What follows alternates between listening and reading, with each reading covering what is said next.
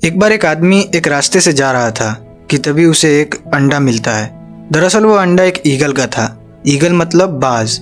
अब जब वो आदमी अपने आसपास देखता है तो उसे अपने पास में ही एक मुर्गी का घोंसला दिखाई देता है जिसमें और भी बहुत सारे दूसरे अंडे रखे हुए थे।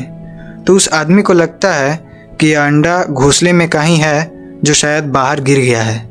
तभी वो आदमी बिना ज़्यादा सोचे समझे उस अंडे को उस मुर्गी के घोंसले में रख देता है और वहाँ से चला जाता है। अब कुछ दिन गुजरने के बाद उन अंडों में से बच्चे निकलते हैं, लेकिन वो जो अंडा था वो बाज का था, तो उस अंडे में से बाज का बच्चा निकलता है और बाकी जो दूसरे अंडे थे उन अंडे में से मुर्गी के बच्चे निकलते हैं। और वो जो बाज का बच्चा था वो उन्हीं मुर्गी के बच्चों के साथ रहने लगता है, उन्हीं के साथ खेलता है और वो मुर्गी के बच्चे जो भी खाते वो भी उन्हीं के साथ कीड़े मकोड़े खाने लगता है।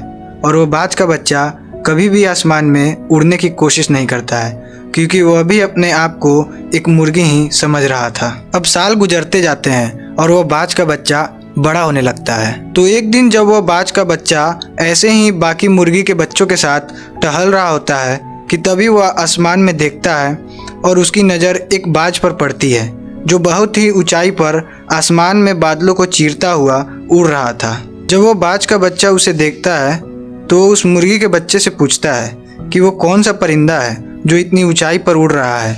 तो वो मुर्गी का बच्चा उसे कहता है कि वह एक बाज है जो कि पक्षियों का राजा होता है और वह आसमान के लिए ही बना होता है।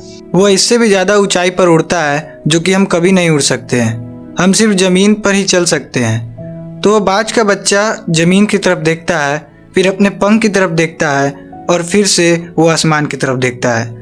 लेकिन वो बाज का बच्चा अपनी पूरी ज़िंदगी में कभी भी आसमान में उड़ने की कोशिश नहीं करता है क्योंकि वह हमेशा से एक झूठ में जी रहा था कि वह एक मुर्गी है।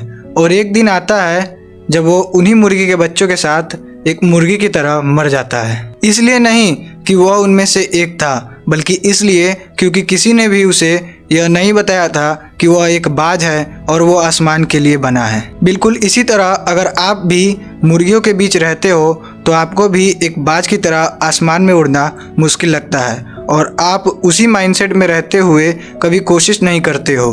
कोशिश करना तो छोड़ो, कभी सोचते भी नहीं हो। मैं आपको बता दूं कि धीरू भाई अंबानी जब बहुत गरीब थे तो वो तब भी एक महंगी चाय की शॉप पे जाकर चाय पिया करते थे, सिर्फ इसलिए कि उस चाय की दुकान पर जो लोग आते थे वो बड़ी सोच वाले लोग होते थे और वो लोग अपनी बिजनेस मीटिंग्स के लिए उस टी शॉप पर आते थे। तो दोस्तों, इस कहानी से हमें यह सीख मिलती है कि आपके सराउंडिंग में जो लोग रहते हैं उनका आपके ऊपर बहुत असर पड़ता है, तो अपना सर्कल समझदारी से चुने। और अगर इस वीडियो ने आपको थोड़ा भी मोटिवेट किया है तो वीडियो को लाइक करके चैनल को सब्सक्राइब कर ले। बाकी मैं मिलूंगा इसी तरह के और पावरफुल वीडियो के साथ, तब तक के लिए जय हिंद।